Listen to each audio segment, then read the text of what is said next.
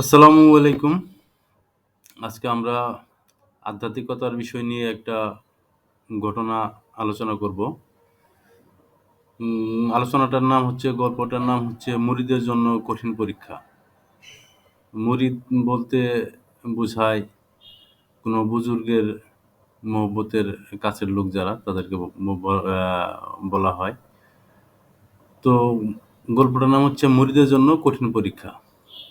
এক ব্যক্তি এক বুজুর্গের কাছে ইসমে আজম এর সন্ধান চেয়েছিল।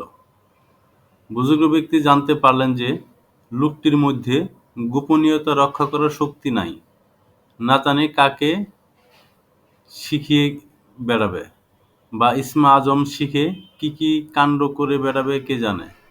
তাই তিনি মনে করেন সে এই বস্তুর উপযুক্ত নয়। লোকটি আরজ করল, হযরত, আমি কখনো আপনার হুকুমের খেলাপ করব না। বুজুর্গের অত্যন্ত রসবোধ ছিল। তিনি বললেন, আচ্ছা, অপেক্ষা করো।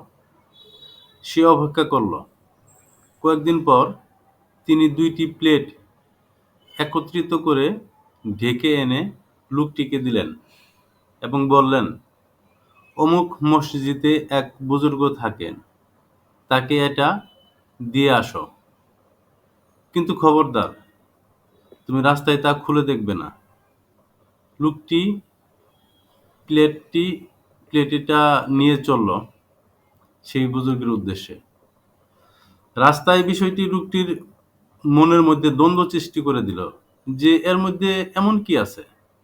যদি বুজুর্গ একথা না বলতেন যে খুলে দেখিও না, তবে মনে হয় এত উৎসাহ সৃষ্টি হতো না।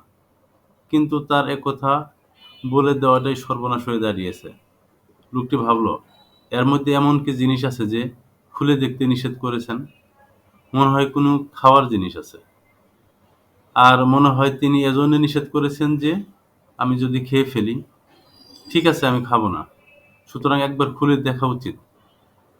এই ভেবে যেই প্লেটটা উঁচা করলো খুলে দেখার জন্য, ঠিক অমনি ভিতর থেকে একটি ইঁদুর লাফিয়ে পড়ল এবং দৌড়ে পালালো।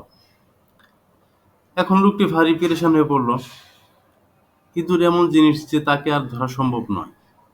সুতরাং খালি প্লেট নিয়ে তিনি মসজিদের সেই বুজুর্গের কাছে গিয়ে হাজির হলেন এবং সমস্ত ঘটনা খুলে বলল। তিনি বললেন, মনে হয় তুমি তার কাছে কোনো কিছু আবেদন করেছিলে এবং তিনি তোমার পরীক্ষা নিয়েছেন।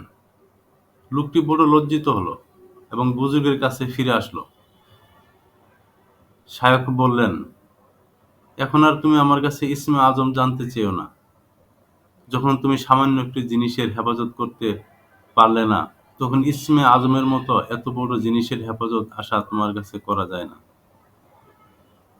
গল্পটির উৎস হচ্ছে আল এফাজাতুল ইউমিয়া, খণ্ড ৭, পৃষ্ঠা ১৩১ থেকে ১৩২।